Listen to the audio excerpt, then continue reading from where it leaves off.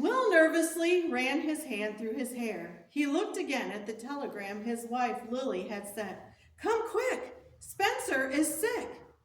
If Lily was sending for him, it must be bad. Every remedy she knew would have failed. His young son must be close to dying.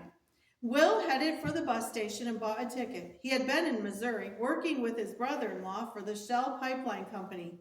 But work did not matter. All that mattered was the life of his son. The bus headed down the road, taking him closer to home. Will's mind went back to after Spencer was born. He had gotten sick then also.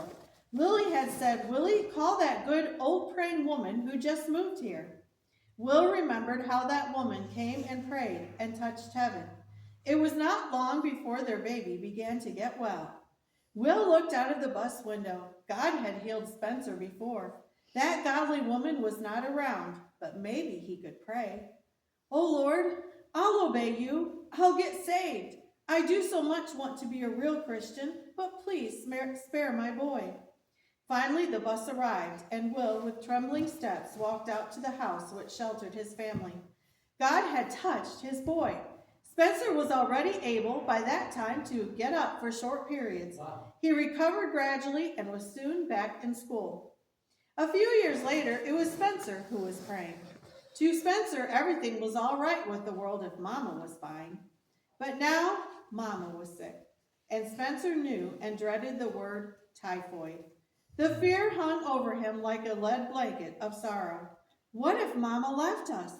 What if I never could see her again on earth? What if she was gone forever? Desperately, he paced along the uneven ground in the backyard.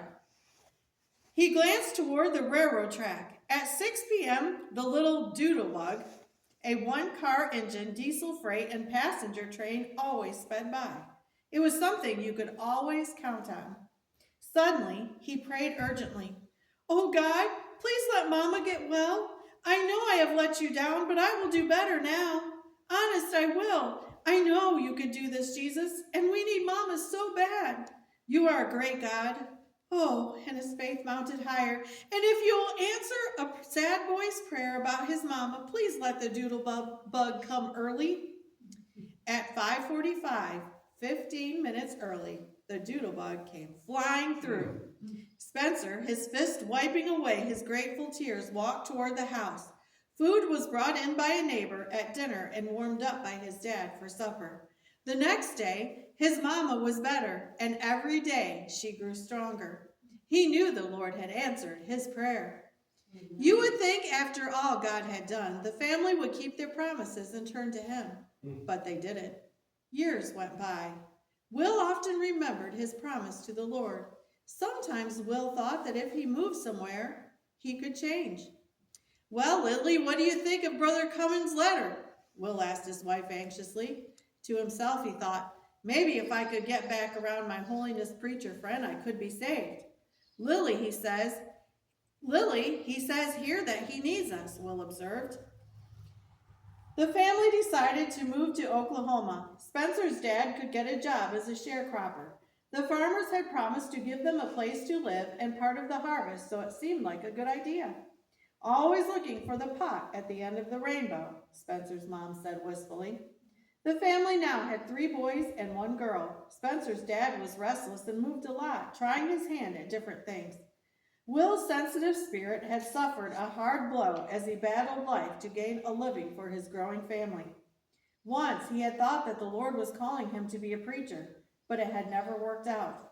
The bills mounted up, the children were born, and hard times left him with the feeling that he did not deserve God's love, much less the honor of being in the Lord's highest calling.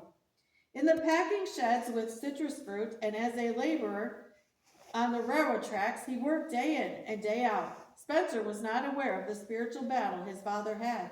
He happily played around the packing sheds and had a great time. Even though they had drifted away from church, Spencer's daddy was going to see to it that they knew what the Lord had to say about things. He would get the Bible down and read and comment on several chapters. The children would get wiggly and want to leave, but they knew they could not. The days were busy. Some of the family had to walk to Hollister to get groceries. They would carry flour, sugar, cornmeal, and kerosene. It seemed they would never get home with it all. In the meantime, others were plowing the ground, hoeing, or picking cotton.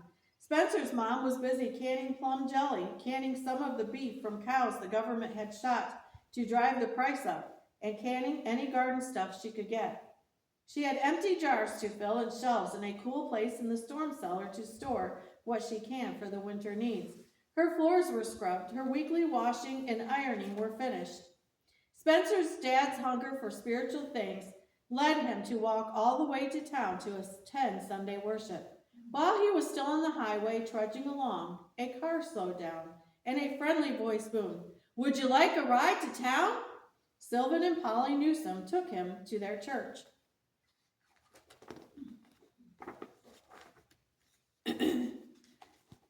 Word came that a tent meeting was coming to their area again. Spencer smiled as he thought about when he was younger and had tried to climb the tent poles. His mama had put a stop to that. This meeting was different. They offered a Bible to whoever brought the most people. Spencer got out and knocked on doors, flashing his big smile and looking at them with boyish appeal. During that revival, he brought around 50 visitors. His mama was not surprised. "Son, I knew the Lord could help you do it."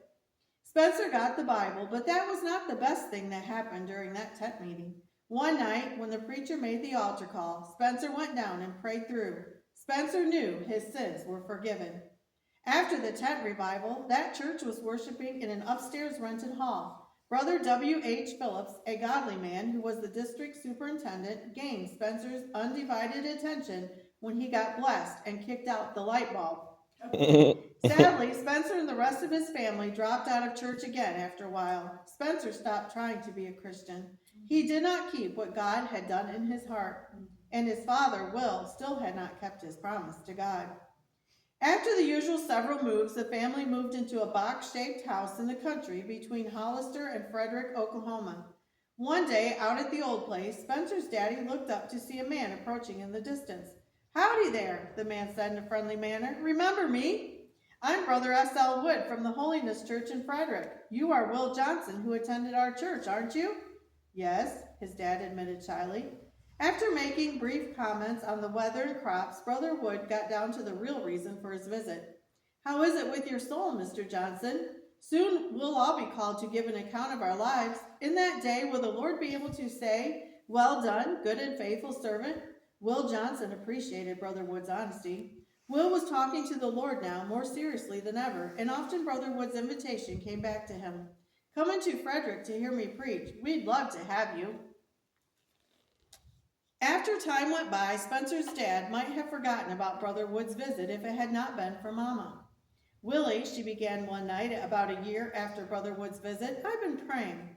We can't keep raising our children out here in the country without church." "But Lily, it's too far for us all to walk to church. We could do it once, but on a regular basis, we just can't." "That's just it, Willie. I've been praying for a car," she said boldly. "A car?" Will gasped. "How can we own a car when we can't hardly put food in our family's mouths?" "We can," she replied stubbornly, "and I've been saving money. No, don't ask me for it to pay bills.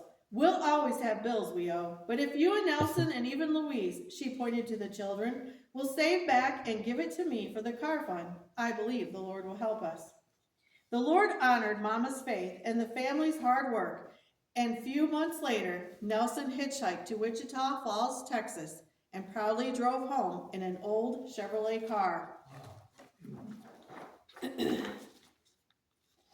"Mama! Louise! It's here! It's here!" screamed Spencer. Everyone came running out of the house, laughing and examining the tires, steering wheel, running board, and body. Mama was laughing and crying at the same time. A miracle had happened. God had answered their prayers. Mama stood in the yard, her face shining. "The first place we are going to is church," she said. And we'll stop there.